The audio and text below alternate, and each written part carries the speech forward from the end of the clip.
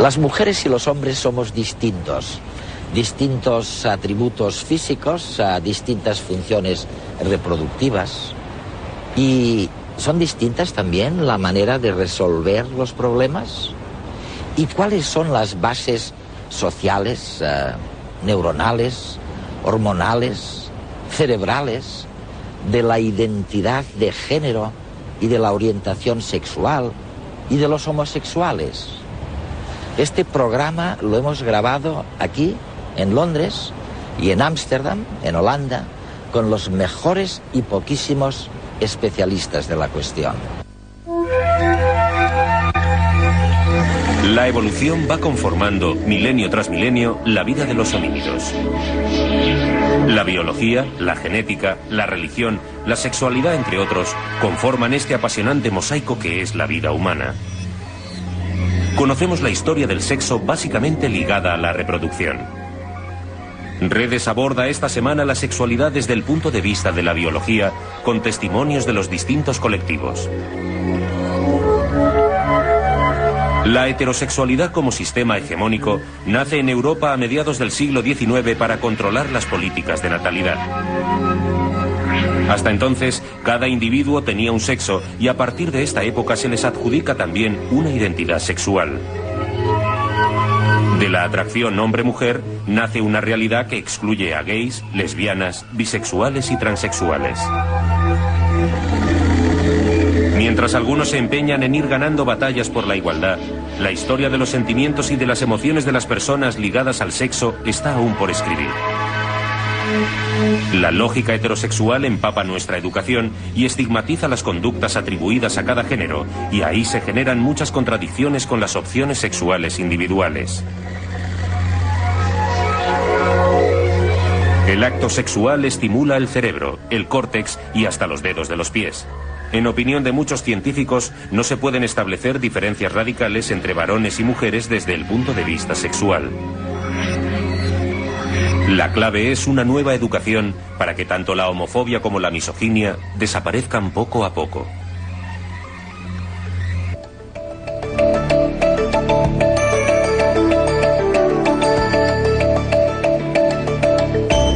La psicóloga Melissa Hines es directora del Centro de Neuroendocrinología Conductual y profesora de la City University de Londres. Experta en la psicobiología del desarrollo de rasgos de género, Hines muestra su amplio conocimiento del tema en su libro Brain Gender.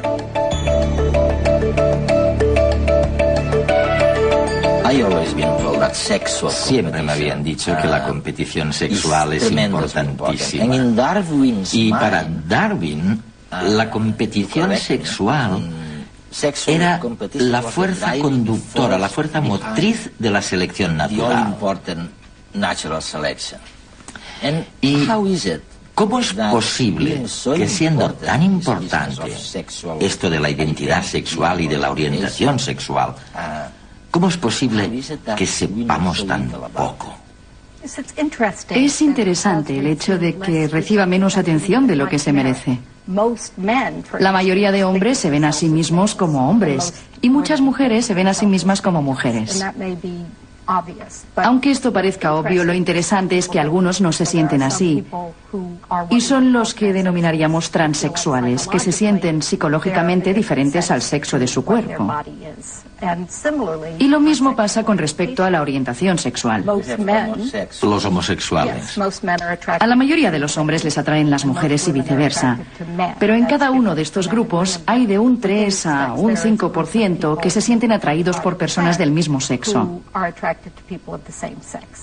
y son los que denominamos homosexuales. Lo que los científicos intentan investigar es cómo sucede esto.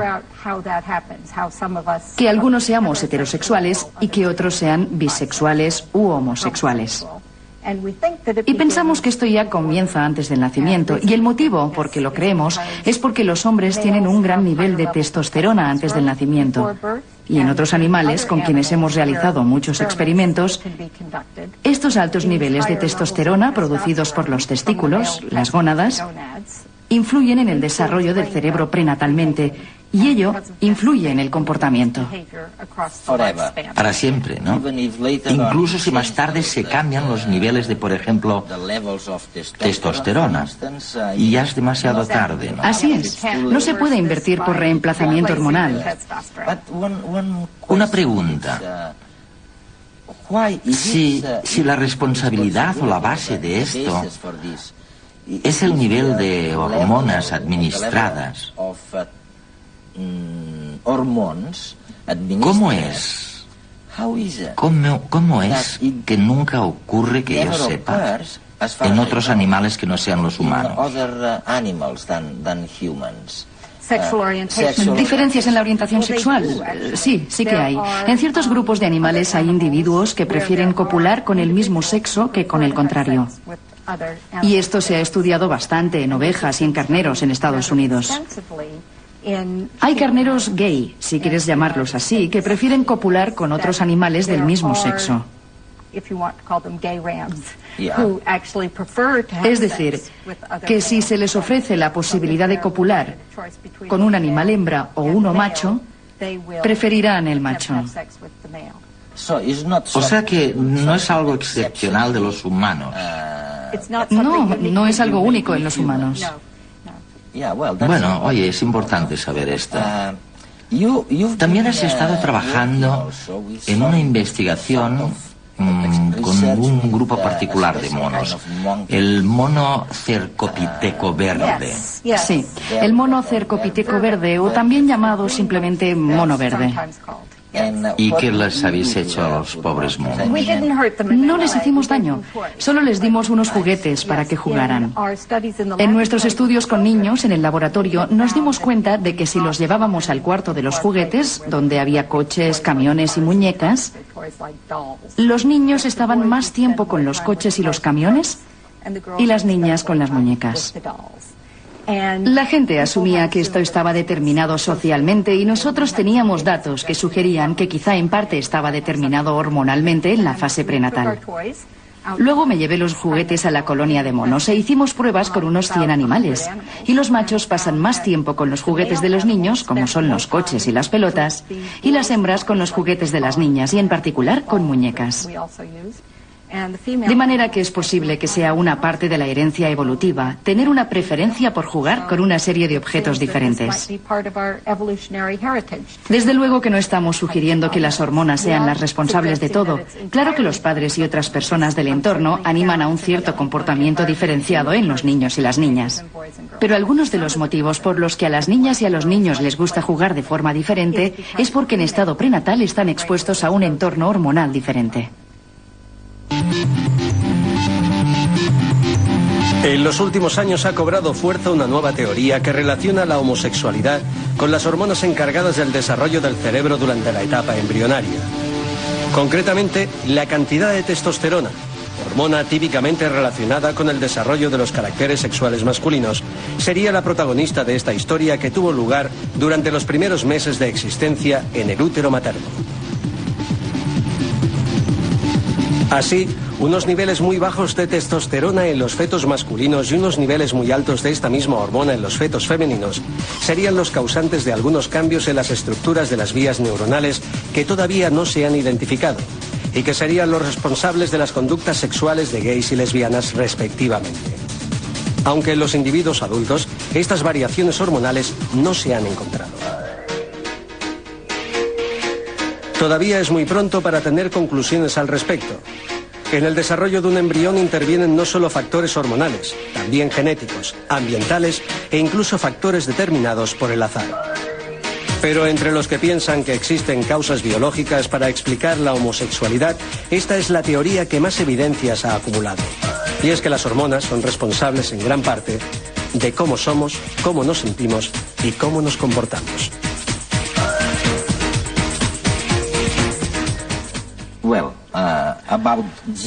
Bien, hablemos ahora de genes y hormonas. Sí, tengo razón. Conmigo. Lo que estamos diciendo es que si aparece el cromosoma Y, bueno, solo así aparecerán testículos. Y si aparecen los testículos, aparecerán andrógenos, like testosterone, for instance. Y si a una ratita macho le privamos de esta testosterona inmediatamente después de nacer, bueno, perderá todo interés en las otras ratitas. Y she or he will even behave like, y se comportará como una ratita femenina. Por lo tanto, dices que las hormonas son mucho más importantes que los genes.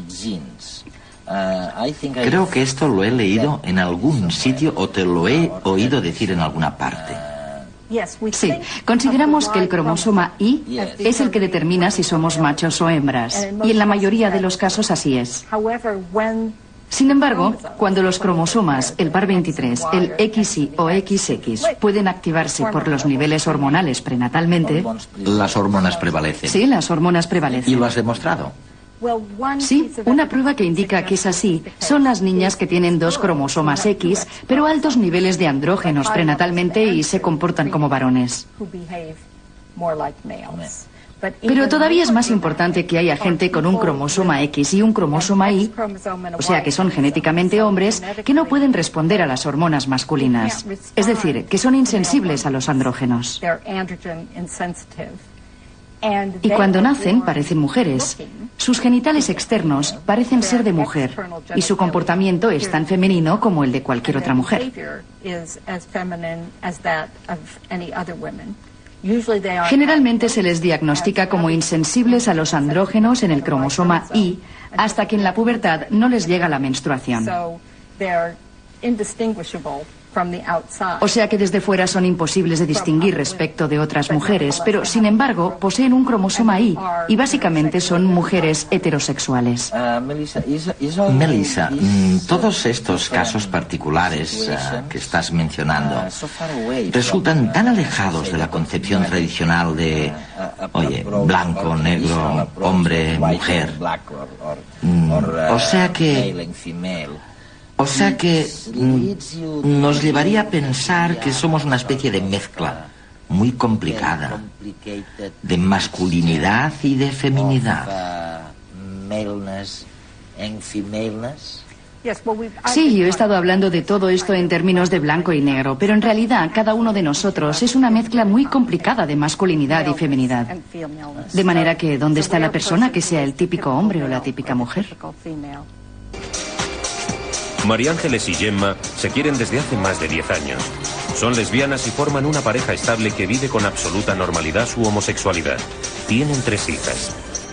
Yo supe que me gustaban las mujeres prácticamente desde siempre, es decir, desde muy jovencita. Para mí era algo que era natural, es decir, lo veía como algo natural. La sociedad entonces te decía, no, tú tienes que tener novio, los amigos jugamos a parejas y tendrás un novio, etcétera. Y vale, yo me incorporaba a todo eso, pero para mí no era algo natural.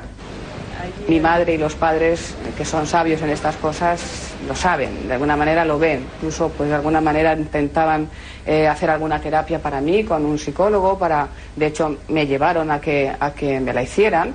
Y bueno, yo tuve que soportar un poco pues toda esa presión de la familia.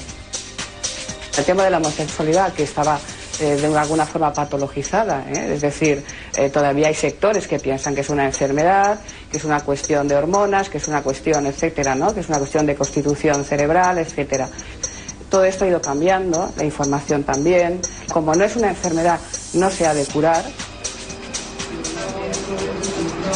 Hemos trabajado muchísimo, mi compañera Gemma y yo, para poder lograr, entre comillas, una normalidad dentro de nuestra familia, ¿no? Los niños lo único que quieren es que se les quiera y se les acepte. Se da por hecho cuando vas, yo qué sé, a relacionarte en diferentes ámbitos, incluso los relacionados con lo cotidiano, que eres heterosexual.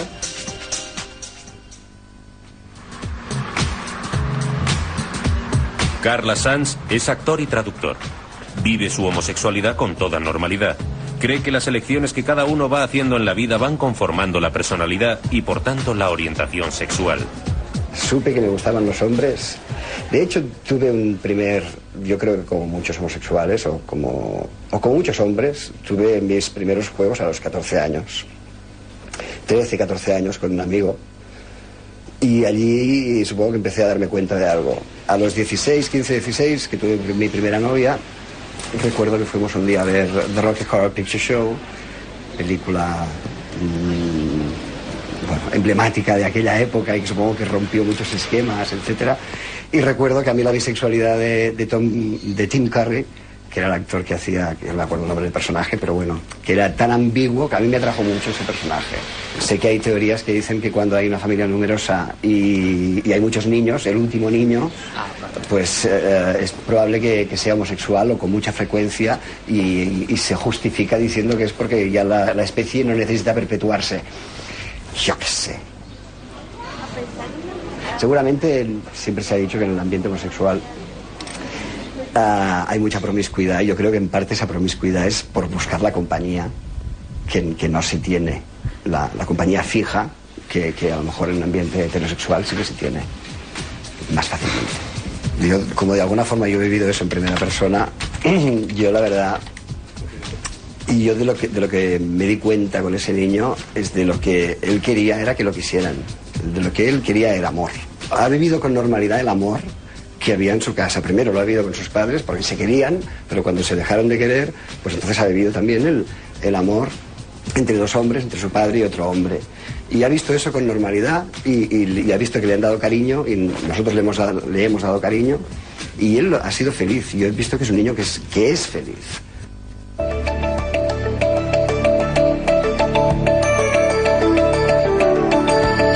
La experiencia investigadora de Kaz y Rahman se centra en la psicobiología y las diferencias cognitivas entre las orientaciones sexuales. Profesor en la Universidad del Este de Londres, Rahman también estudia la relación entre hormonas y comportamiento y las marcas biológicas prenatales que determinan la preferencia sexual.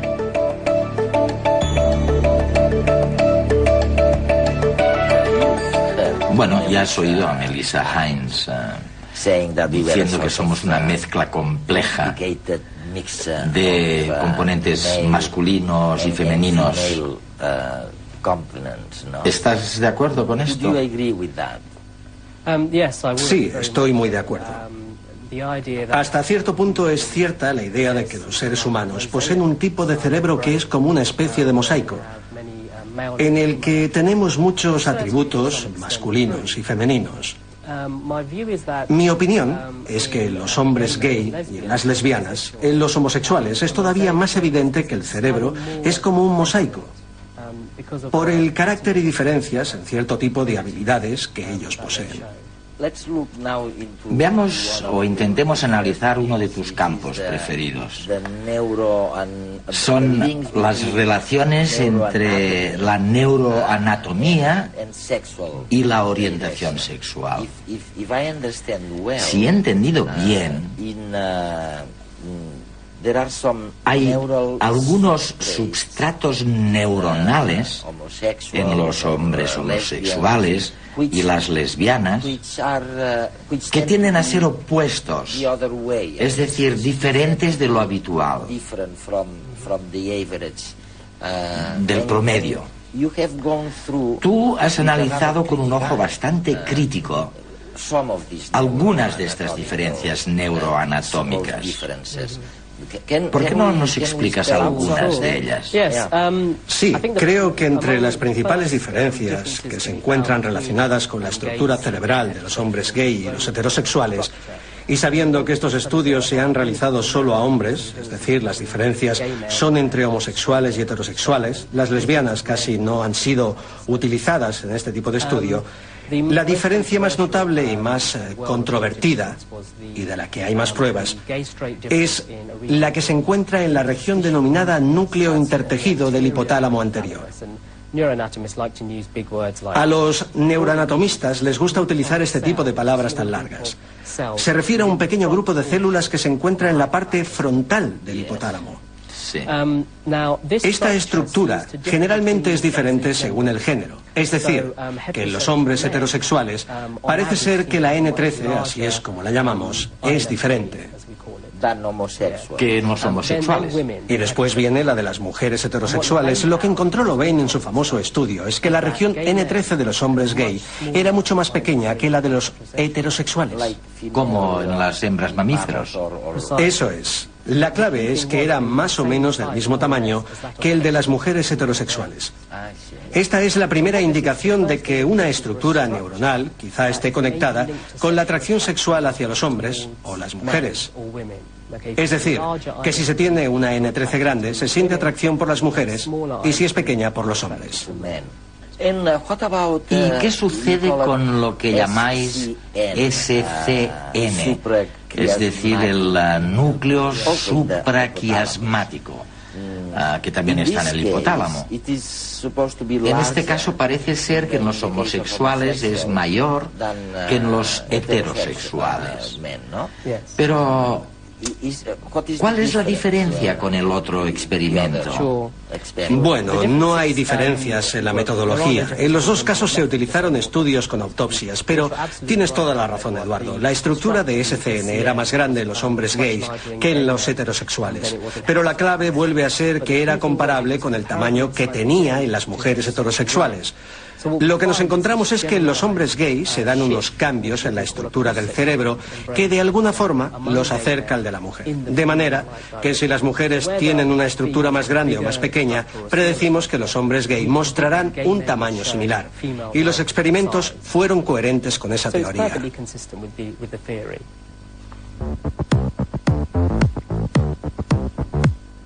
Si comparamos un grupo de hombres con un grupo de mujeres, encontramos que hay rasgos que presentan diferencias significativas. Se llaman rasgos dimórficos. Lo es, por ejemplo, la altura, porque en promedio los hombres son más altos que las mujeres. Y también lo es la orientación sexual, ya que la mayoría de las mujeres se sienten más atraídas por los hombres y viceversa. La homosexualidad es, pues, desde este punto de vista, un rasgo dimórfico atípico. Algunas teorías consideran que la orientación sexual se incluye en un grupo de rasgos dimórficos que está influenciado por la diferenciación sexual de nuestro cerebro cuando somos fetos. Por tanto, si existe esta influencia biológica global, los homosexuales deberían presentar otros rasgos atípicos de su sexo.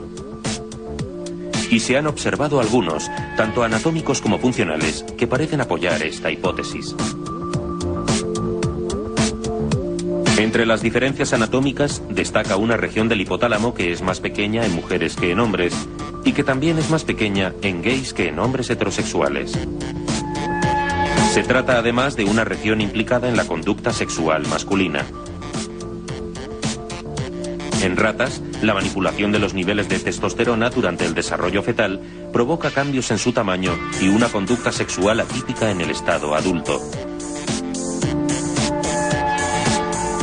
También existen diferencias funcionales.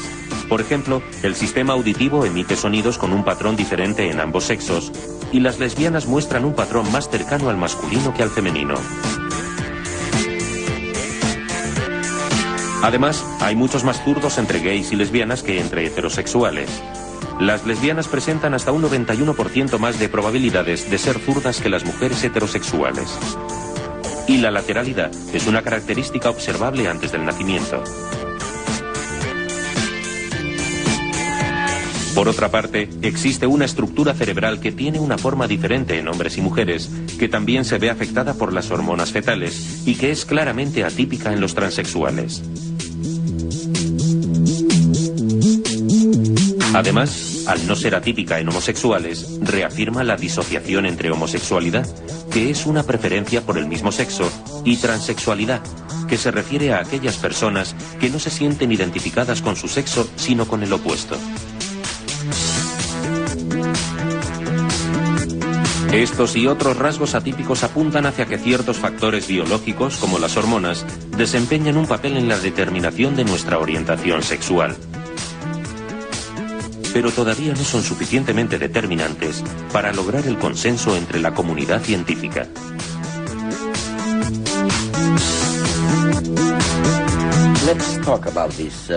Hablemos de las supuestas diferencias cognitivas. Oye, son mucho más tradicionales y están, bueno, en la mente de la gente, ¿no? El hecho de que el hombre parezca desenvolverse mejor con la manipulación del espacio, mientras que las mujeres aparentemente se desenvuelven mejor con la expresión verbal. ¿Cuál es el estado de la cuestión en vuestra investigación? La investigación se encuentra en un estadio muy interesante, porque en realidad se han puesto en tela de juicio muchos de los mitos acerca de cómo se perciben las capacidades del hombre y de la mujer.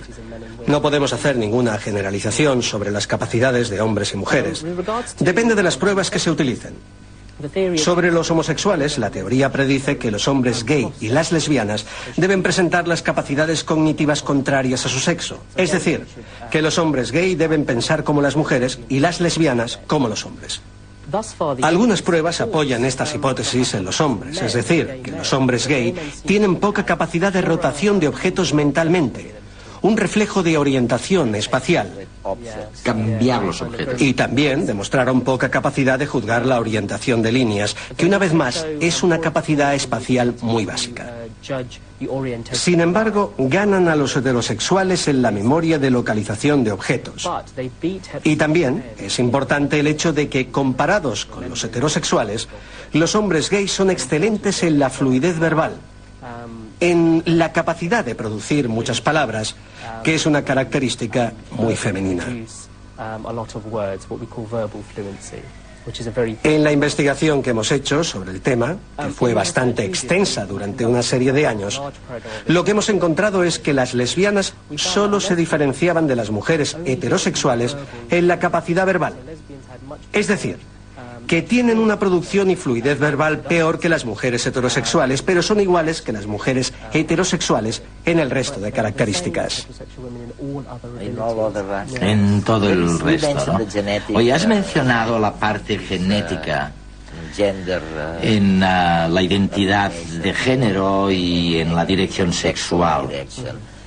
Pero hay una cosa que me fascina, y estoy hablando de genética porque lo que voy a decir está relacionado con la genética.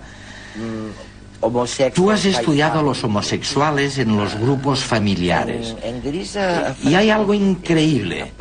Parece ser que has podido demostrar que hay más homosexuales entre los hombres que tienen más hermanos mayores. Es decir, que si se nace al final o hacia el final de una familia numerosa, se tienen más posibilidades de ser homosexual. Sí, tiene razón. Existe el efecto del hermano mayor para la orientación sexual. De manera que los hombres gay típicos tienen una gran cantidad de hermanos mayores, pero no muchas hermanas. Ha de ser específicamente hermanos mayores. La teoría que existe en la actualidad es la de la inmunidad maternal. Esto es que el sistema inmunológico de la madre reconoce una sucesión de fetos masculinos y comienza a inmunizarse contra ellos. La teoría es que los anticuerpos creados por la madre quizá tengan un impacto en el cerebro que se está desarrollando y lo fuercen a tener una inclinación femenina que produce la homosexualidad en los hombres. En la actualidad, esta es una de las teorías más revolucionarias en el campo y se está investigando para analizar las relaciones biológicas que se correlacionan con esto. Se ha establecido el efecto del hermano mayor. Ahora hay que analizarlo en profundidad.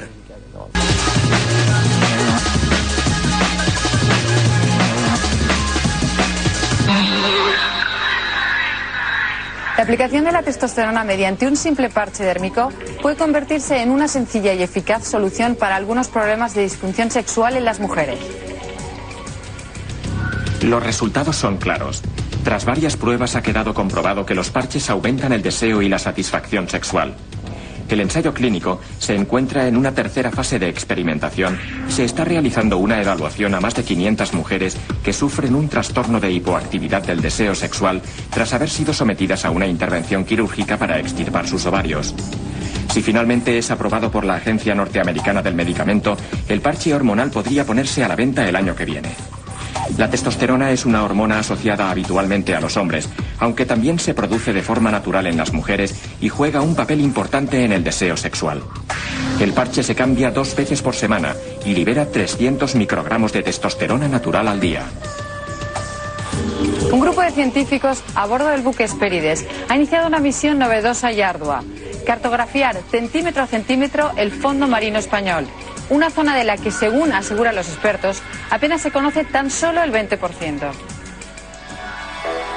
La expedición está compuesta por 30 científicos y 60 marineros que llevan meses enrolados a bordo del buque de investigación oceanográfica Hespérides.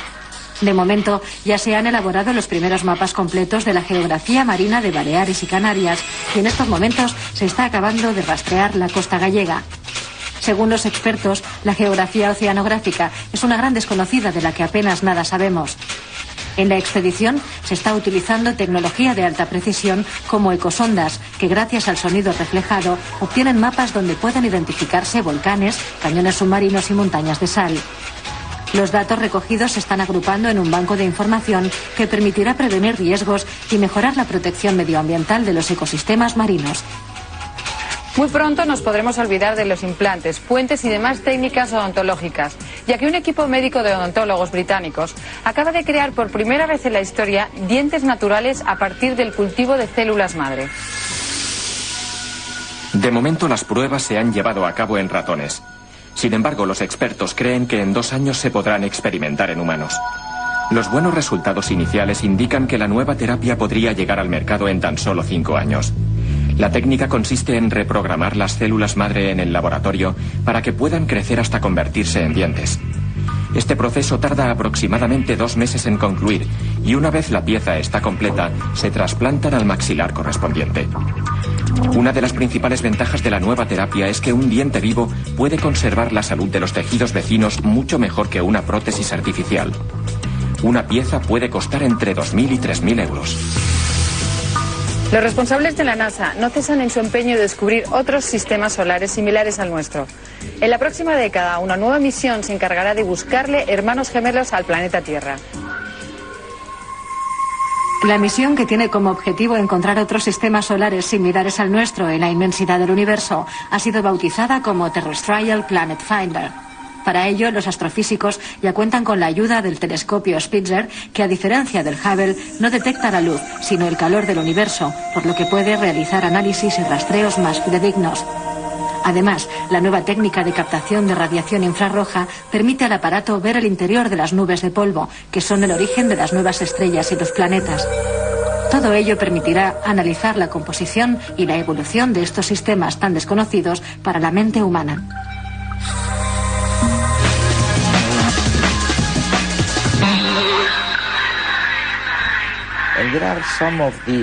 Y hay algunas señales de las que hemos mencionado que pueden adjudicarse al primer periodo de la vida. ¿Cómo cuáles? Se dice, por ejemplo, que los homosexuales recuerdan muy bien que siendo niños, cuando eran pequeñitos, preferían un entorno más afeminado o aspectos de feminización. Sí, hay indicadores tempranos que muestran que los hombres gay y las lesbianas desde luego han tenido inclinaciones por el comportamiento que es propio del sexo opuesto. Los hombres gay recuerdan haber tenido una niñez que denominamos niñez no conformista con el género. Es decir, que típicamente prefieren jugar con niñas, prefieren jugar con juguetes de niñas y tienden a tener a las niñas como amigas. Y con las lesbianas sucede lo contrario. Su comportamiento es de chicotes, en la niñez. Es decir, que existen unas indicaciones muy tempranas de que la sexualidad está interiorizada desde una edad muy temprana en la niñez, o antes del nacimiento. Ciertas características corporales son el reflejo de efectos hormonales anteriores y una característica clásica es la proporción de la longitud de los dedos. La longitud de los dedos, la relación índice-anular. Sí, quizá otros de mis colegas ya han tratado este tema. Si se observa la longitud del dedo índice y anular, los hombres en general tienen un dedo índice mucho más corto que el anular, mientras que las mujeres tienen la longitud de los dedos más iguales.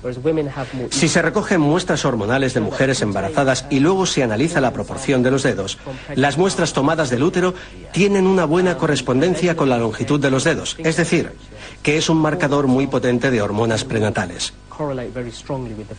Y esto es fantástico, ya que no es necesario utilizar procedimientos invasores como las operaciones. Por los dedos tenemos una idea aproximada de lo que sucedió hace muchos años. De lo que pasó hace mucho tiempo, ¿no? Y esto diferencia muy bien a los hombres de las mujeres, ¿no? Esta diferencia entre el segundo y el cuarto dedo. Pero, ¿qué sucede con los homosexuales? ¿Hay alguna correlación? Sí, hay pruebas muy interesantes que son muy novedosas. Las pruebas son contradictorias entre sí, pero muestran una tendencia a partir de la cual se puede establecer un modelo. Hasta ahora hay aproximadamente 2 estudios que han demostrado que los hombres homosexuales y las lesbianas muestran una proporción típica masculina. Es decir, que las lesbianas tienen una proporción muy masculinizada, un dedo índice más corto, pero los hombres gay también tienen el dedo índice más corto. Sin embargo, hay 2 estudios que han encontrado lo contrario en los hombres homosexuales, que tienen un dedo más femenino. O sea, que existe una contradicción y yo en estos momentos estoy investigando este tema para ver cómo se puede explicar la diferencia. También hay otros datos interesantes, como que los hombres gay tienen el pene más grande que los heterosexuales. Y una vez más, esta es una característica masculinizadora. Y quizás esta testosterona adicional masculiniza otras de las características sexuales. Aunque he oído muchas críticas de este estudio, porque al parecer se hizo con informaciones proporcionadas por los propios sujetos, ¿no? Desde luego se hizo así, pero hay un estudio en el que los médicos midieron objetivamente la longitud del pene y se llegó al mismo resultado. Es decir, que hay una posible comparación, pero tienes toda la razón. El estudio se basó en las informaciones proporcionadas por los mismos sujetos. Este es un tema en el que los hombres tienden a ser muy amables consigo mismos. Desde luego.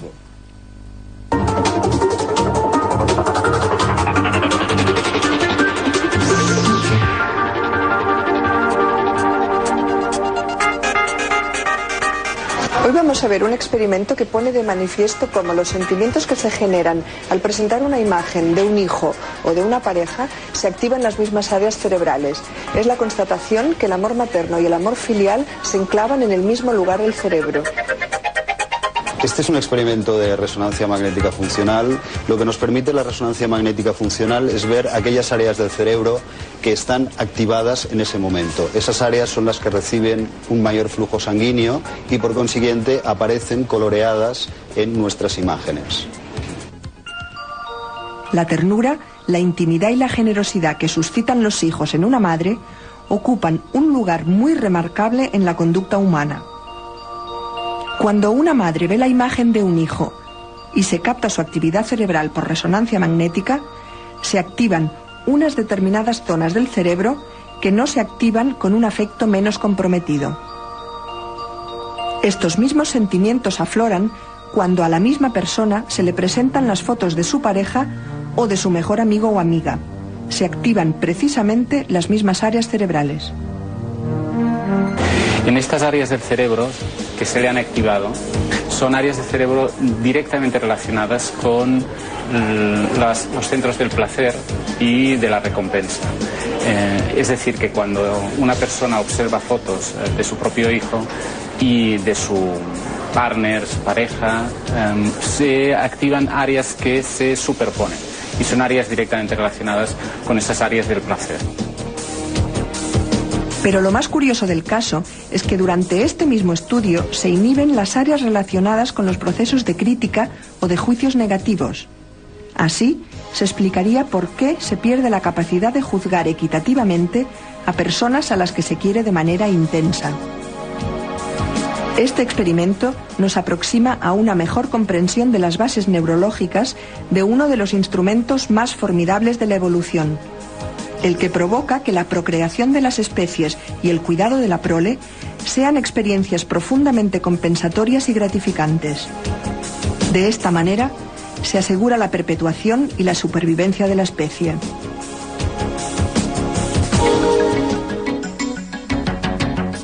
Dick Swap es director del Netherlands Institute for Brain Research y profesor de la Universidad de Ámsterdam.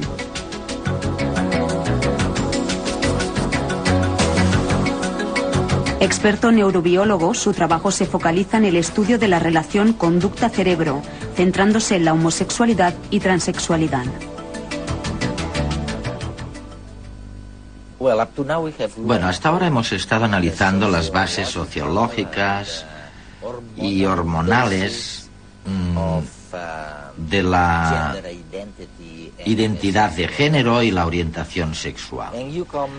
Pero tú llegas al final de este debate y dices algo nuevo, porque hay algo más allá de todo esto. Sin lugar a dudas, definitivamente, hay unas bases neurológicas que explican la diferencia sexual, y esto cayó como una bomba. Todo lo que hacemos, lo que sentimos, está basado en redes estructuradas en el cerebro.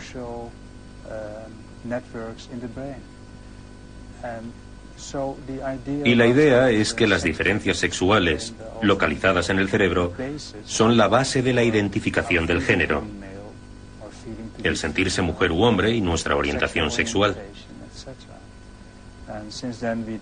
Hemos realizado unas 3.000 autopsias a personas que han donado su cerebro para la investigación. Aquí, en el Banco de Cerebros de Holanda, contamos con mucho material para estudiar ciertas enfermedades, pero también la diferenciación sexual del cerebro, las diferencias entre el cerebro masculino y femenino. A principios de los 80 encontramos las primeras diferencias de género en el cerebro humano y los resultados se publicaron en la revista Science. ¿Este fue tu artículo? Sí, este fue el primer artículo sobre las diferencias sexuales localizadas en el cerebro humano. Y fue como una bomba, porque, bueno, vamos a recordar a la audiencia cuál era la situación hasta entonces. El sentimiento general en el mundo occidental era que todo se podía construir socialmente, también el género sexual. Y por supuesto las feministas se apuntaron a esto, a que las diferencias sexuales estaban en la sociedad y no establecidas en el cerebro. A principios de los 80 encontramos las primeras diferencias sexuales y el movimiento feminista estaba muy enfadado porque se podían tener diferencias sexuales en cualquier parte del cuerpo, pero no en el cerebro, porque todo era causado por la sociedad. Poco a poco fuimos encontrando más pruebas de las diferencias de género sexual localizadas en el cerebro. La gente lo que tenía en su cabeza, o lo que recordaba, era la historia del doctor John Money en Winnipeg, en Canadá. Había unos mellizos y resulta que se operó a uno de ellos y durante la operación, bueno, ocurrió un accidente. De alguna manera no se controló la electricidad, se descontroló y el pene del niño quedó absolutamente destruido. John Money, el doctor, aconsejó a los padres, corrígeme si me equivoco, pero les aconsejó que se comportaran de manera que aquel niño se comportara como una niña, la trataran como una niña, que le dieran juguetes, que la educaran como una persona del otro sexo. ¿Y qué sucedió después? Hace 10 años, cuando hablamos durante un congreso de este caso de John Money, yo dije que esta era la única prueba de que la sociedad y el entorno pueden ser importantes, porque siempre se ha dicho que se trataba de una historia que acabó con éxito. Money dijo que había sido un éxito.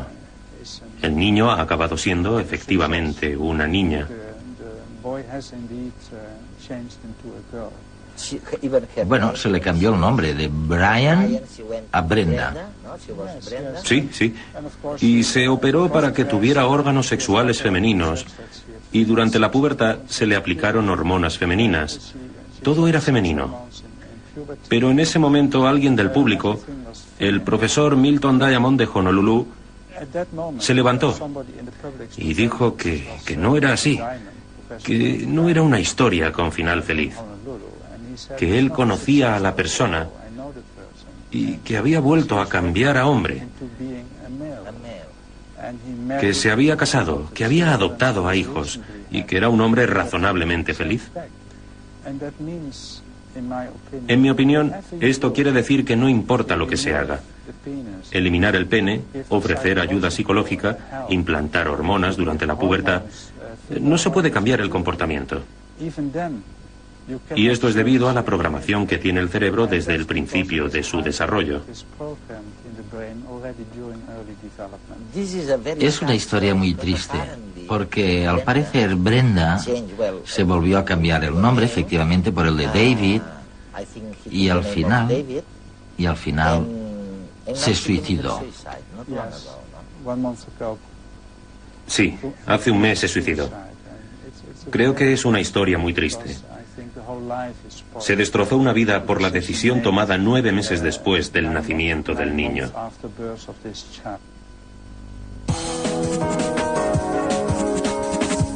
Desde el descubrimiento de los genes, los hombres se han preguntado si la homosexualidad es hereditaria.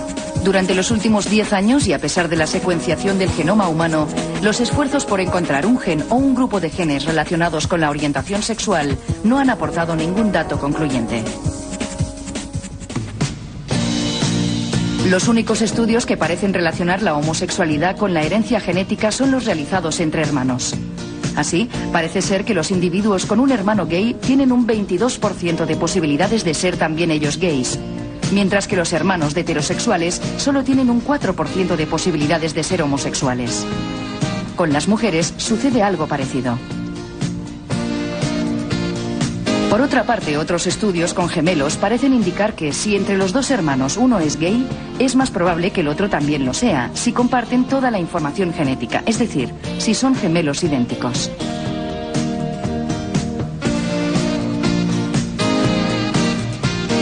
Sin embargo, a pesar de que estos estudios sugieren una influencia genética en la orientación sexual, tanto en hombres como en mujeres, algunos problemas de interpretación parecen restarles credibilidad.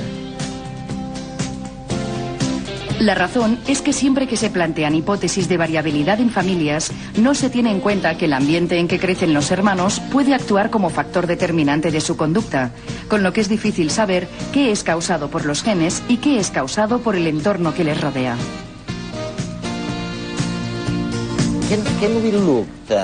¿Podemos mirar o analizar el gráfico de la producción hormonal según las edades? Esta es una gráfica que indica el periodo de toda una vida. La primera parte es el tiempo que se pasa dentro del útero, y se puede ver cómo hay un pico de testosterona en el útero hacia la mitad de la gestación.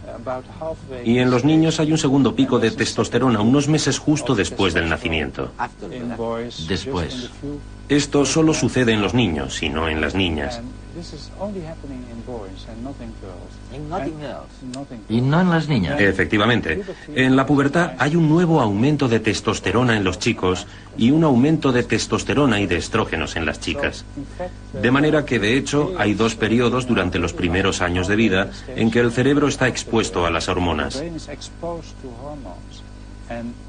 A mitad de la gestación y justo después del nacimiento.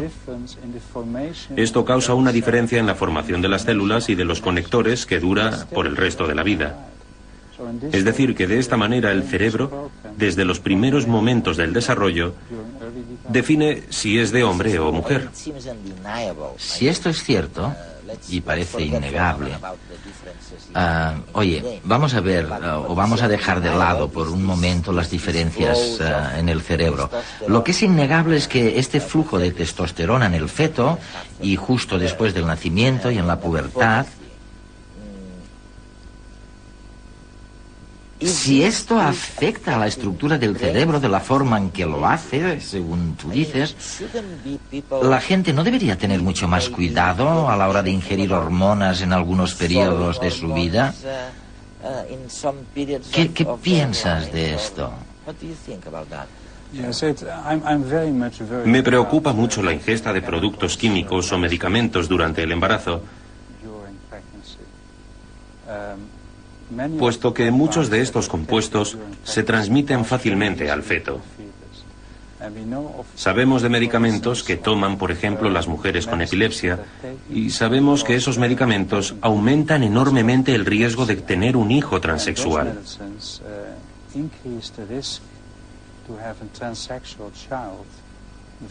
Es decir, que cualquier cosa que influya en los picos hormonales durante el desarrollo y su interacción entre las hormonas y las células nerviosas que se están desarrollando es un factor de riesgo para la diferenciación sexual normal del cerebro.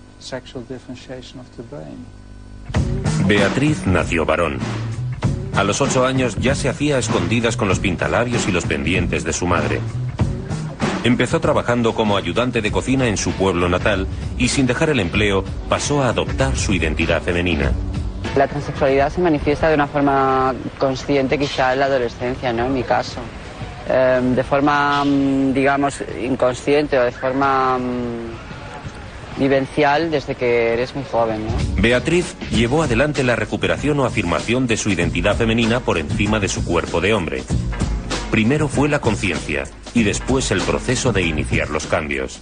¿Cambiar el comportamiento? No, el comportamiento no lo cambias. Introduces cambios para adaptar el físico o adaptar la conducta como tú crees conveniente y no como te han impuesto, ¿no? Desde el sexismo. Las personas transexuales quieren estar donde decidan ellas, no donde marquen sus genitales. Muchos no quieren operarse. Los colectivos, al día de hoy, estamos reivindicando el derecho que tenemos los individuos a nuestra propia identidad sexual. Los colectivos de transexuales estamos reivindicando pues el derecho a que las leyes protejan esta identidad sin pedir intervenciones quirúrgicas. Los transexuales se miran en la ley inglesa que permite reconocer a la persona transexual en base al sexo que siente y que vive, independientemente de las cirugías que la persona desee acometer. Yo pienso que las teorías biológicas que intentan determinar o buscar el origen de la transexualidad tienen una importancia relativa para las personas transexuales y para la población transexual en general. Pienso que como anécdota o como curiosidad puede estar bien, pero no es algo que nos preocupe especialmente. La transexualidad, según Beatriz, apunta directamente a una disolución de las categorías hombre-mujer como compartimientos estancos. Es posible que tengas razón cuando dices que esto, que se trata solo de la punta del iceberg. Porque lo que encuentro fascinante es que el hipotálamo, podemos ver cómo es en realidad este hipotálamo. Esta es una sección del cerebro y el hipotálamo es la parte de la base. Esta es una sección del hipotálamo diseccionada en una autopsia. Se pueden ver los nervios ópticos y sobre ellos está el hipotálamo. Y el hipotálamo es muy pequeño con relación al resto del cerebro, ¿no? Sí, tiene el tamaño de la uña del dedo gordo. Y muchas cosas importantes suceden aquí. Has mencionado el comportamiento y orientación sexual, pero también parece ser que allí está el comportamiento de la alimentación o frente a la alimentación y de los ciclos circadianos, que son los que nos despiertan por la mañana y nos hacen dormir por la noche, ¿no?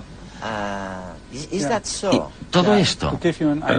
Para darte una idea, el reloj del cerebro que regula todas las fluctuaciones del día y la noche, el despertarse, el dormir, las hormonas, el comportamiento, tiene un volumen de 1 milímetro cúbico de largo.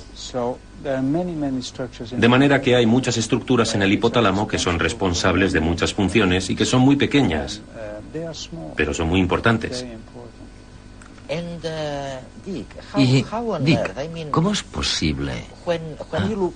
Cuando miras a un hombre o a una mujer en la calle, se ven tantas diferencias entre ellos que para la gente de la calle, si alguien como tú viene y dice que también hay diferencias en la estructura del cerebro, Oye, no parecería tan extraño de aceptar. Parece casi normal. Pero en realidad no lo es. Y vosotros sois probablemente uno de los pocos equipos de investigación en todo el planeta que trabaja en esto. Y hay muy pocos fondos para investigar. ¿Por qué no nos tomamos eso más seriamente? Bueno, es un tema controvertido. Cuando hice el descubrimiento del hipotálamo, me atacó el movimiento feminista.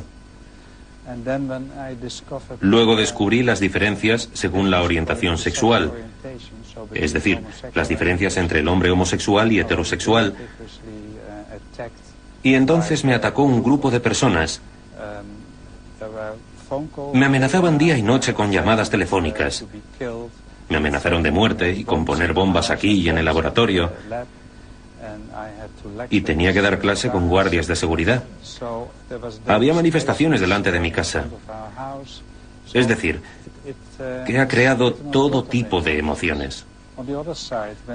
Por otra parte, cuando encontré la diferencia entre los transexuales, estos estuvieron bastante contentos, ya que pueden utilizar mis resultados para hacer constar un cambio de sexo en el pasaporte y el certificado de nacimiento en el Tribunal de Bruselas. En Holanda esto es posible, pero en otros países no se puede cambiar el sexo en el pasaporte. ¿Y qué pasa con la religión? Hemos heredado una cultura religiosa. ¿Y cuál fue la postura de los estamentos religiosos? Si vas a la Biblia, hay textos que dicen que es una situación terrible para Dios nuestro Señor que alguien vista de forma errónea. Y en esto se hace referencia a los transexuales. Y para los homosexuales, incluso se dice que se deberían matar. O sea, que en la Biblia se les condena sin duda. Y es posible que esto haya servido de guía en gran parte de la sociedad.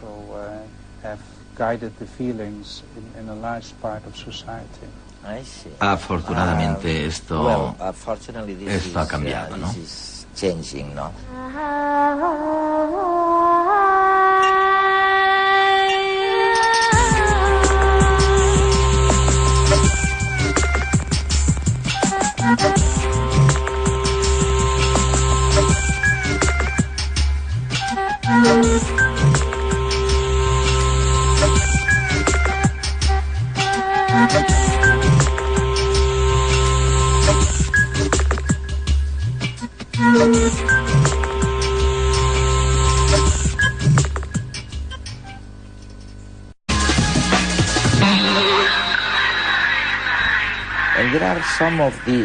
Y hay algunas señales de las que hemos mencionado que pueden adjudicarse al primer periodo de la vida. ¿Cómo cuáles? Se dice, por ejemplo, que los homosexuales recuerdan muy bien que siendo niños, cuando eran pequeñitos, preferían un entorno más afeminado o aspectos de feminización.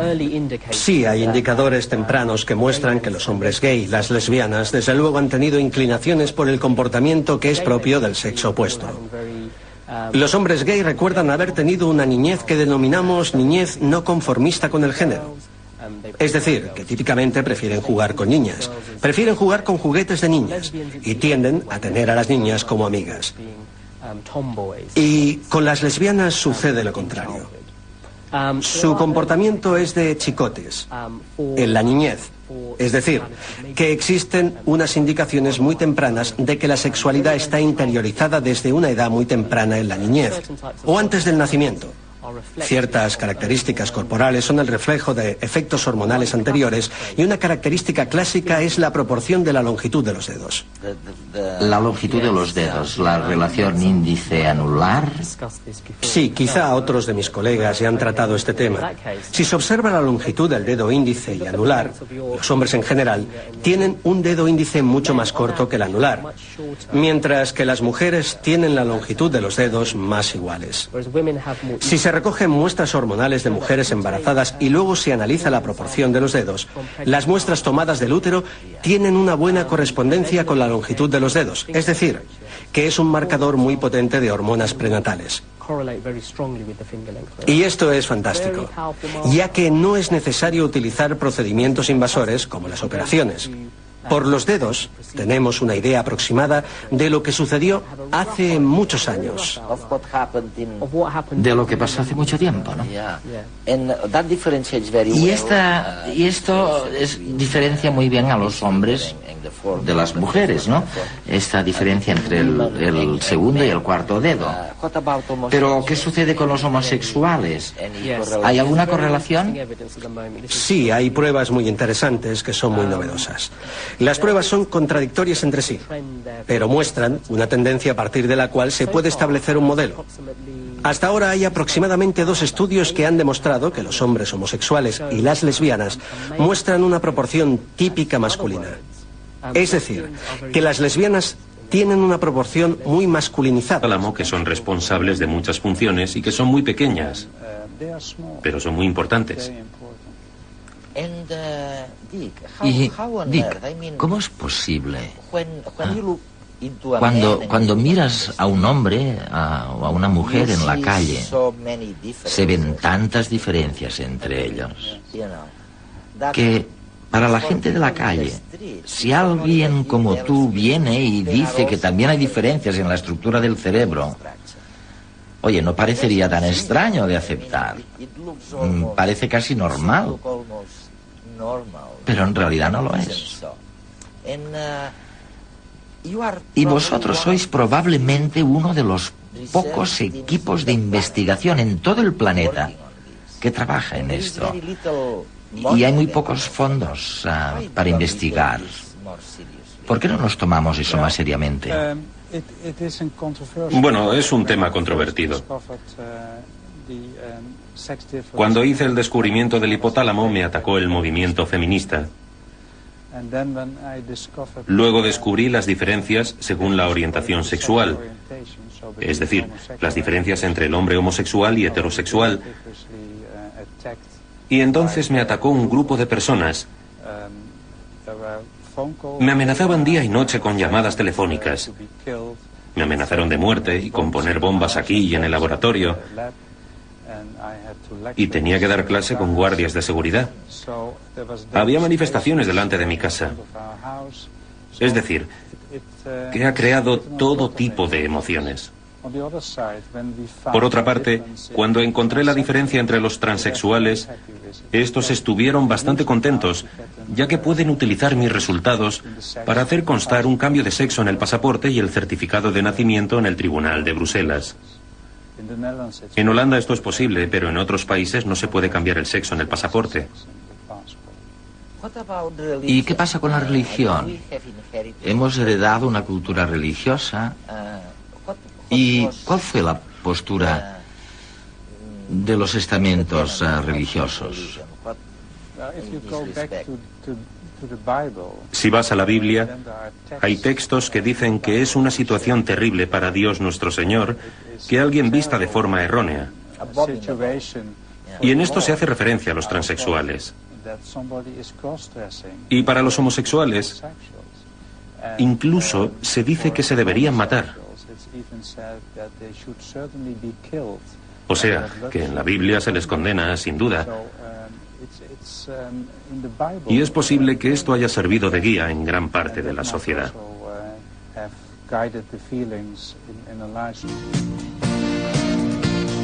Por otra parte, otros estudios con gemelos parecen indicar que si entre los 2 hermanos uno es gay, es más probable que el otro también lo sea, si comparten toda la información genética, es decir, si son gemelos idénticos.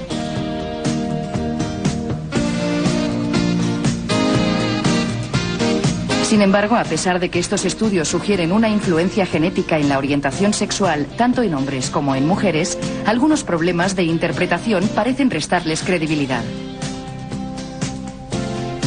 La razón es que siempre que se plantean hipótesis de variabilidad en familias, no se tiene en cuenta que el ambiente en que crecen los hermanos puede actuar como factor determinante de su conducta, con lo que es difícil saber qué es causado por los genes y qué es causado por el entorno que les rodea.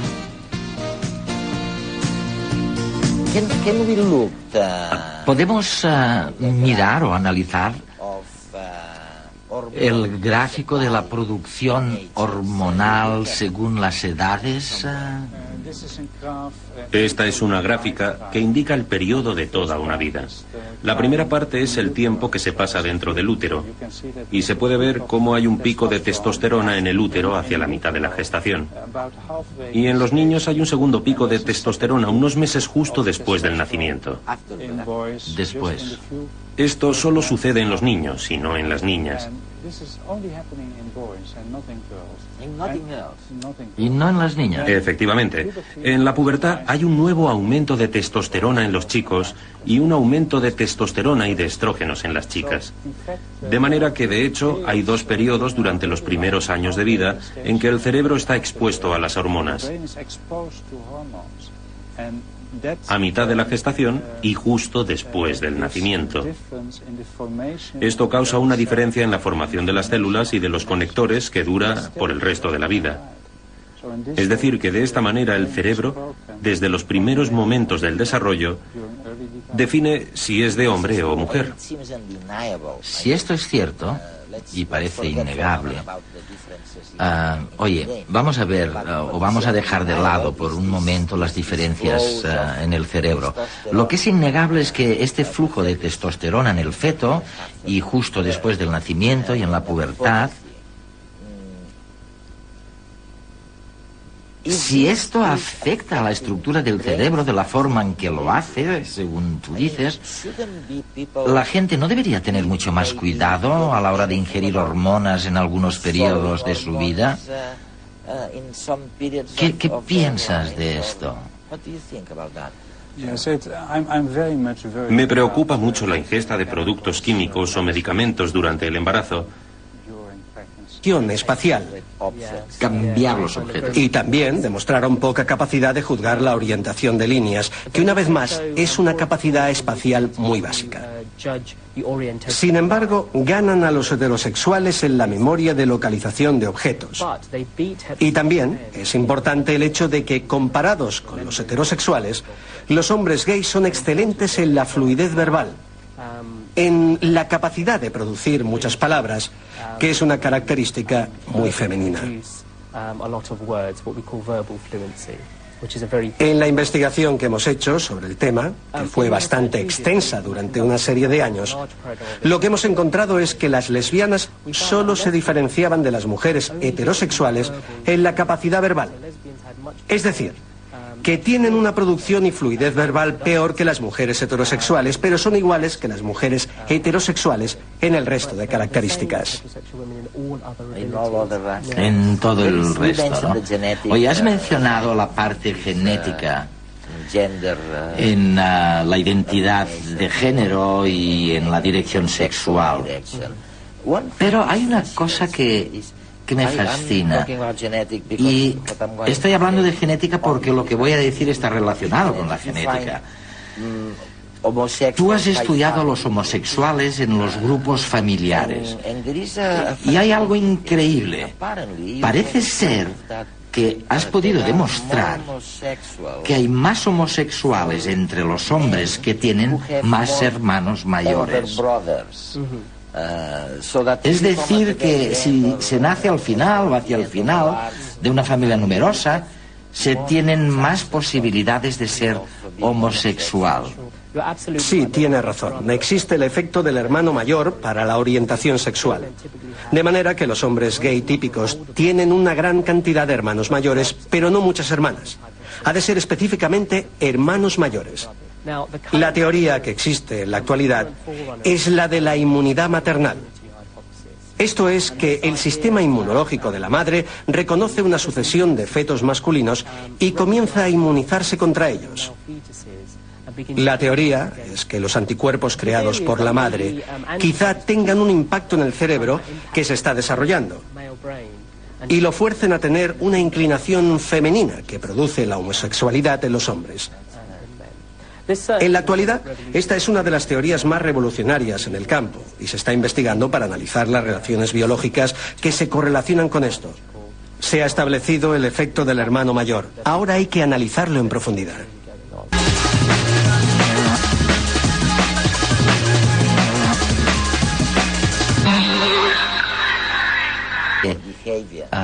Allí está el comportamiento de la alimentación o frente a la alimentación y de los ciclos circadianos, que son los que nos despiertan por la mañana y nos hacen dormir por la noche, ¿no? Y todo esto. Para darte una idea, el reloj del cerebro que regula todas las fluctuaciones del día y la noche, el despertarse, el dormir, las hormonas, el comportamiento, tiene un volumen de 1 milímetro cúbico de largo. De manera que hay muchas estructuras en el hipotálamo que son responsables de muchas funciones y que son muy pequeñas, pero son muy importantes. Y, Dick, ¿cómo es posible? Cuando miras a un hombre o a una mujer en la calle, se ven tantas diferencias entre ellos, que para la gente de la calle, si alguien como tú viene y dice que también hay diferencias en la estructura del cerebro, oye, no parecería tan extraño de aceptar. Parece casi normal. Pero en realidad no lo es. Y vosotros sois probablemente uno de los pocos equipos de investigación en todo el planeta que trabaja en esto. Y hay muy pocos fondos para investigar. ¿Por qué no nos tomamos eso más seriamente? Bueno, es un tema controvertido. Cuando hice el descubrimiento del hipotálamo, me atacó el movimiento feminista. Luego descubrí las diferencias según la orientación sexual, es decir, las diferencias entre el hombre homosexual y heterosexual. Y entonces me atacó un grupo de personas. Me amenazaban día y noche con llamadas telefónicas. Me amenazaron de muerte y con poner bombas aquí y en el laboratorio. Y tenía que dar clase con guardias de seguridad. Había manifestaciones delante de mi casa. Es decir, que ha creado todo tipo de emociones.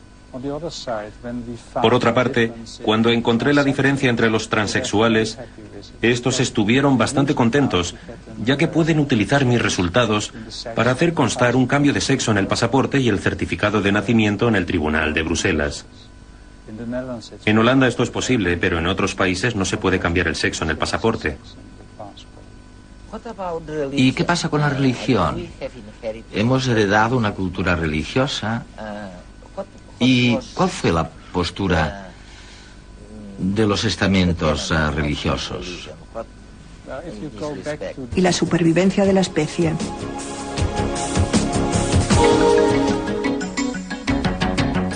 Dick Swap es director del Netherlands Institute for Brain Research y profesor de la Universidad de Ámsterdam.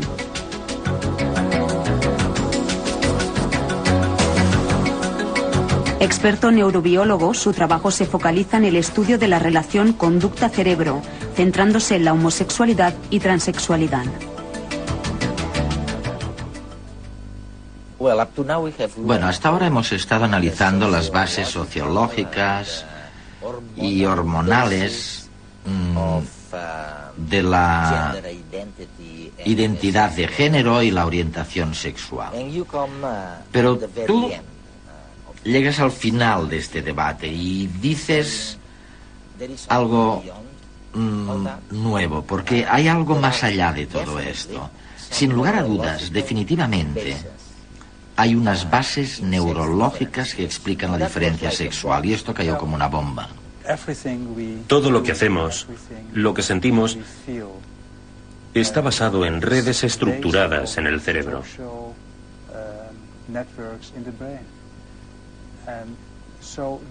Y la idea es que las diferencias sexuales localizadas en el cerebro son la base de la identificación del género. el sentirse mujer u hombre y nuestra orientación sexual. Hemos realizado unas 3.000 autopsias a personas que han donado su cerebro para la investigación.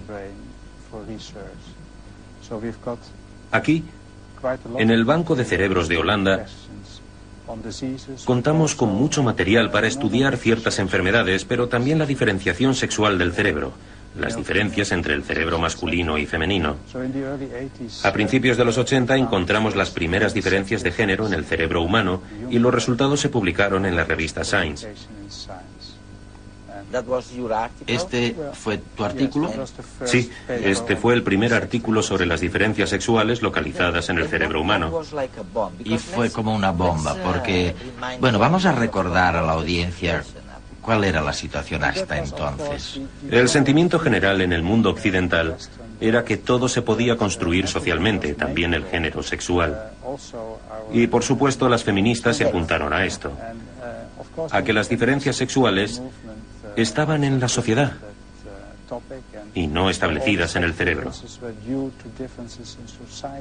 A principios de los 80 encontramos las primeras diferencias sexuales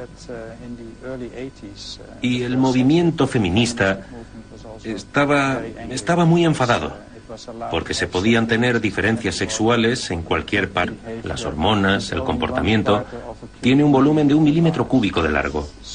De manera que hay muchas estructuras en el hipotálamo que son responsables de muchas funciones y que son muy pequeñas, pero son muy importantes. Y, Dick, ¿cómo es posible?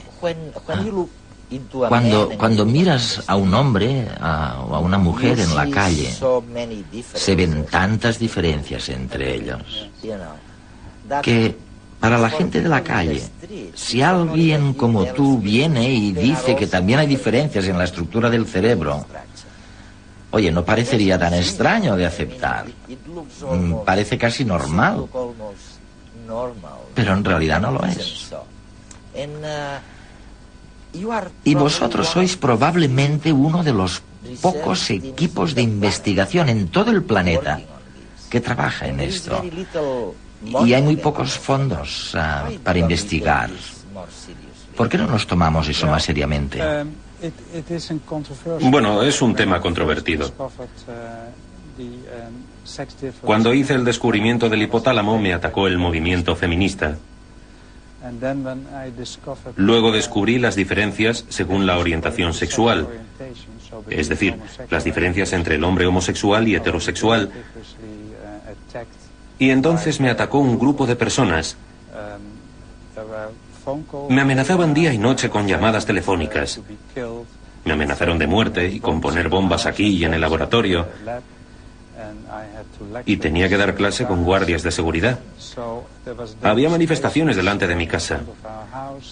Es decir, que ha creado todo tipo de emociones.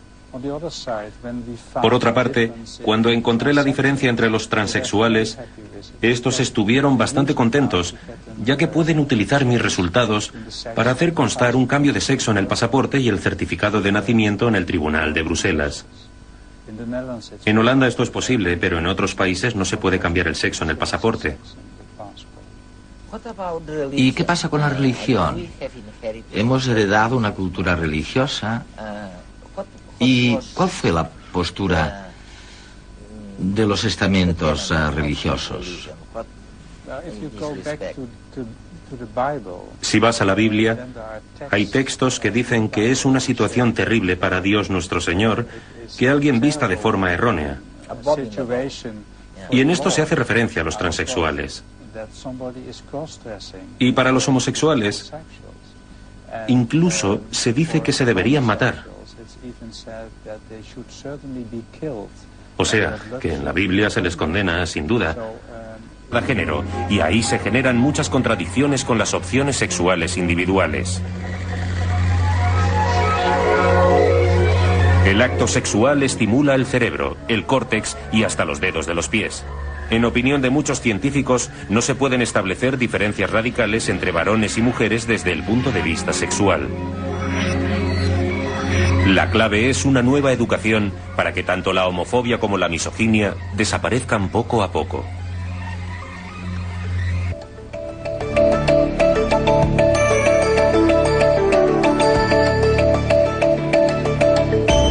La psicóloga Melissa Hines es directora del Centro de Neuroendocrinología Conductual y profesora de la City University de Londres.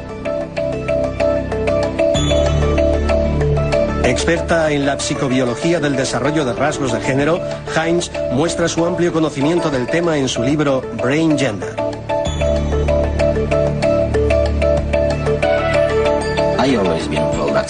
Siempre me habían dicho que la competición sexual es importantísima.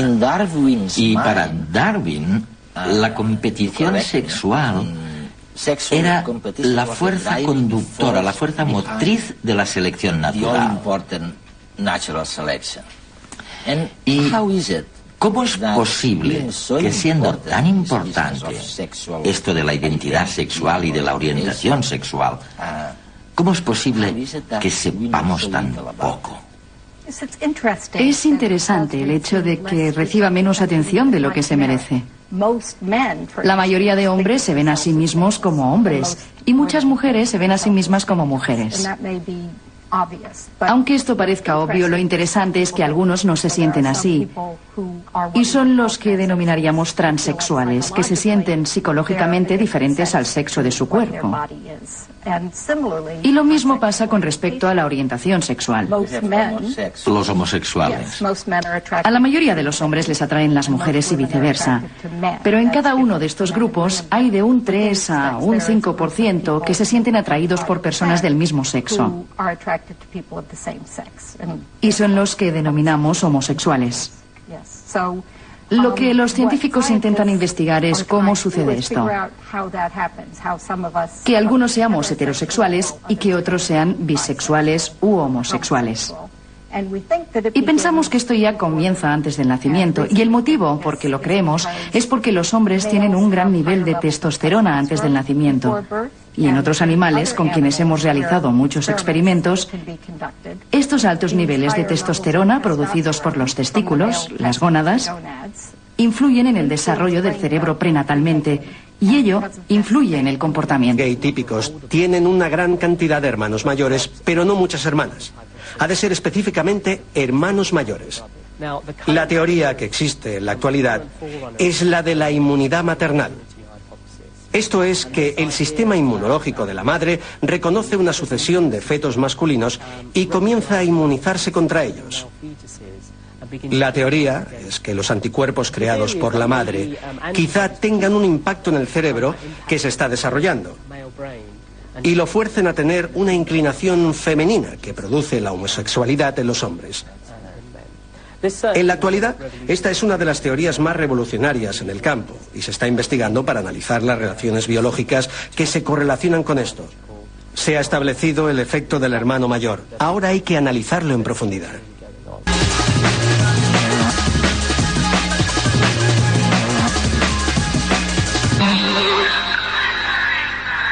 La aplicación de la testosterona mediante un simple parche dérmico puede convertirse en una sencilla y eficaz solución para algunos problemas de disfunción sexual en las mujeres.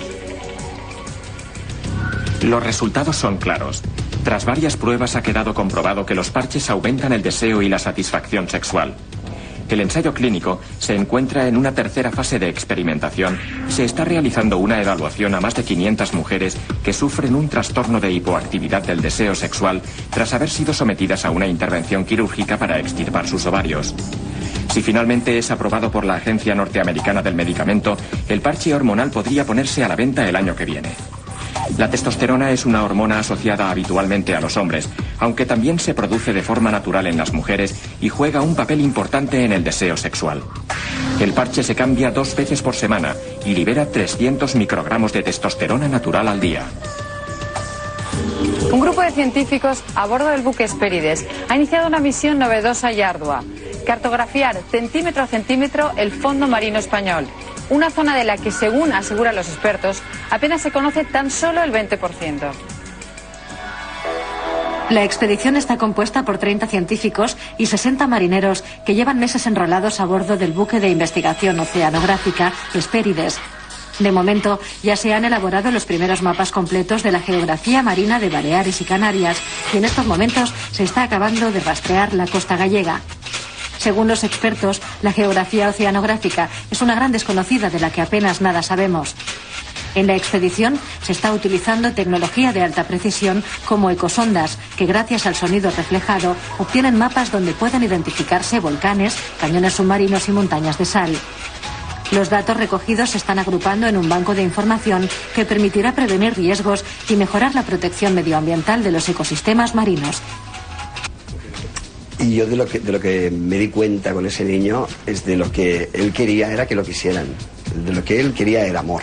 Ha vivido con normalidad el amor que había en su casa. Primero lo ha vivido con sus padres porque se querían, pero cuando se dejaron de querer, pues entonces ha vivido también el amor entre dos hombres, entre su padre y otro hombre.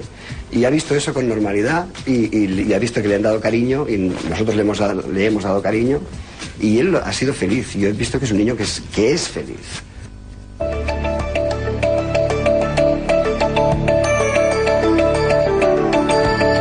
La experiencia investigadora de Kaz y Rahman se centra en la psicobiología y las diferencias cognitivas entre las orientaciones sexuales. Profesor en la Universidad del Este de Londres, Rahman también estudia la relación entre hormonas y comportamiento y las marcas biológicas prenatales que determinan la preferencia sexual.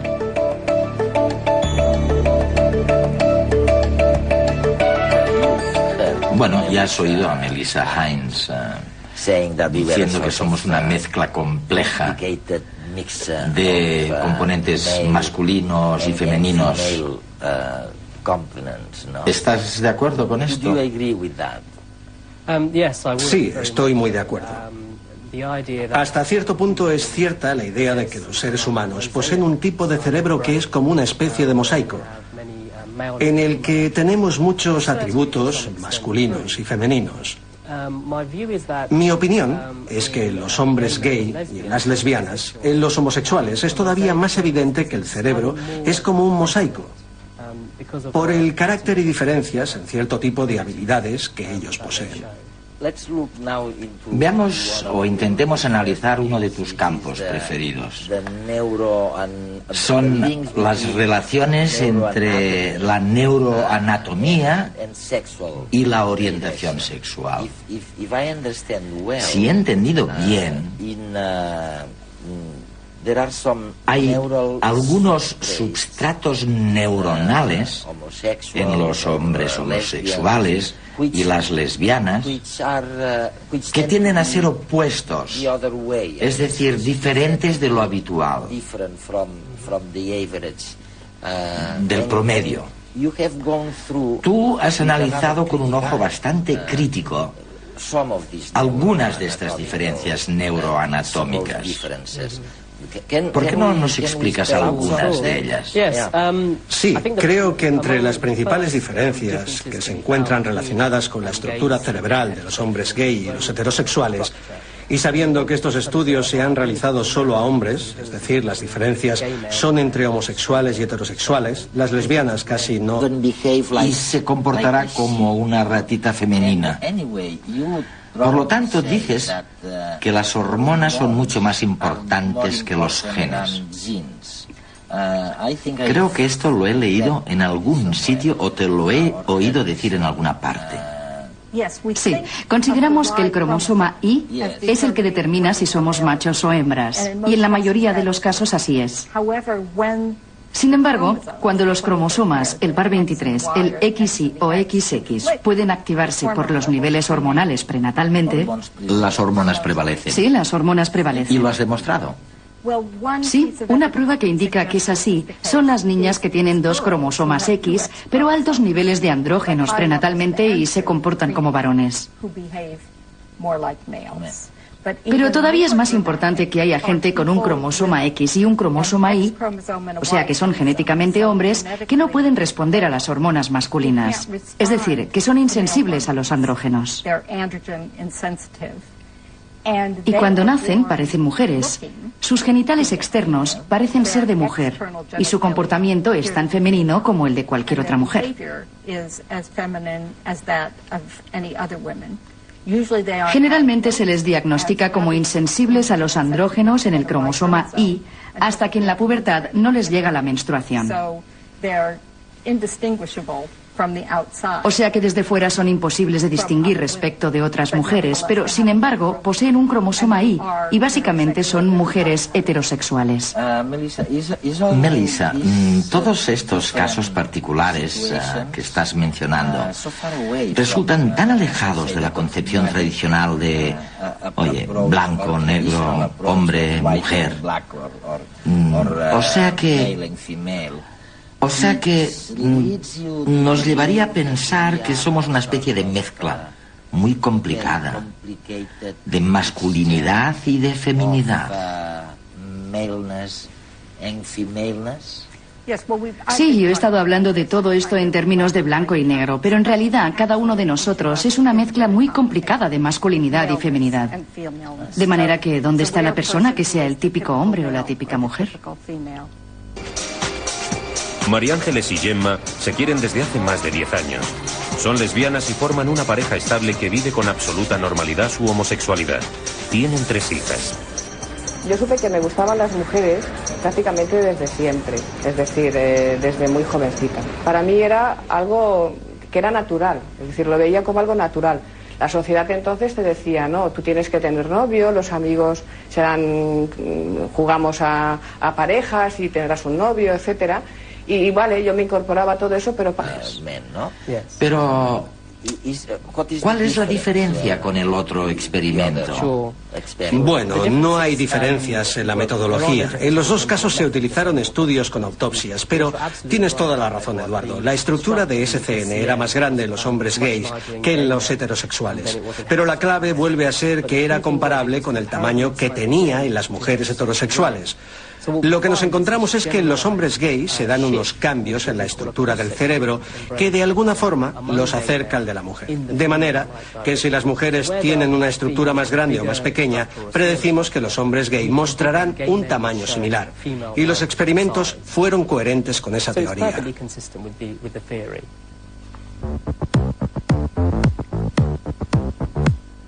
Si comparamos un grupo de hombres con un grupo de mujeres, encontramos que hay rasgos que presentan diferencias significativas. Se llaman rasgos dimórficos. Lo es, por ejemplo, la altura, porque en promedio los hombres son más altos que las mujeres. Y también lo es la orientación sexual, ya que la mayoría de las mujeres se sienten más atraídas por los hombres y viceversa. La homosexualidad es, pues, desde este punto de vista, un rasgo dimórfico atípico. Algunas teorías consideran que la orientación sexual se incluye en un grupo de rasgos dimórficos que está influenciado por la diferenciación sexual de nuestro cerebro cuando somos fetos. Por tanto, si existe esta influencia biológica global, los homosexuales deberían presentar otros rasgos atípicos de su sexo. Y se han observado algunos, tanto anatómicos como funcionales, que parecen apoyar esta hipótesis. Entre las diferencias anatómicas destaca una región del hipotálamo que es más pequeña en mujeres que en hombres y que también es más pequeña en gays que en hombres heterosexuales. Se trata además de una región implicada en la conducta sexual masculina. En ratas, la manipulación de los niveles de testosterona durante el desarrollo fetal provoca cambios en su tamaño y una conducta sexual atípica en el estado adulto. También existen diferencias funcionales. Por ejemplo, el sistema auditivo emite sonidos con un patrón diferente en ambos sexos, y las lesbianas muestran un patrón más cercano al masculino que al femenino. Además, hay muchos más zurdos entre gays y lesbianas que entre heterosexuales. Las lesbianas presentan hasta un 91% más de probabilidades de ser zurdas que las mujeres heterosexuales. Y la lateralidad es una característica observable antes del nacimiento. Por otra parte, existe una estructura cerebral que tiene una forma diferente en hombres y mujeres, ¿no? Sí, tiene el tamaño de la uña del dedo gordo. Y muchas cosas importantes suceden aquí. Has mencionado el comportamiento y orientación sexual, pero también parece ser que allí está el comportamiento de la alimentación o frente a la alimentación y de los ciclos circadianos, que son los que nos despiertan por la mañana y nos hacen dormir por la noche, ¿no? Y todo esto. Para darte una idea, el reloj del cerebro que regula todas las fluctuaciones del día y la noche, el despertarse, el dormir, las hormonas, el comportamiento, tiene un volumen de 1 milímetro cúbico de largo. De manera que hay muchas estructuras en el hipotálamo que son responsables de muchas funciones y que son muy pequeñas, pero son muy importantes. Y, Dick, ¿cómo es posible? Cuando miras a un hombre o a una mujer en la calle, se ven tantas diferencias entre ellos, que para la gente de la calle, si alguien como tú viene y dice que también hay diferencias en la estructura del cerebro, oye, no parecería tan extraño de aceptar. Parece casi normal. Pero en realidad no lo es. Y vosotros sois probablemente uno de los pocos equipos de investigación en todo el planeta que trabaja en esto. Y hay muy pocos fondos para investigar. ¿Por qué no nos tomamos eso más seriamente? Bueno, es un tema controvertido. Cuando hice el descubrimiento del hipotálamo, me atacó el movimiento feminista. Luego descubrí las diferencias según la orientación sexual, es decir, las diferencias entre el hombre homosexual y heterosexual. Y entonces me atacó un grupo de personas. Me amenazaban día y noche con llamadas telefónicas. Me amenazaron de muerte y con poner bombas aquí y en el laboratorio. Y tenía que dar clase con guardias de seguridad. Había manifestaciones delante de mi casa. Es decir, que ha creado todo tipo de emociones.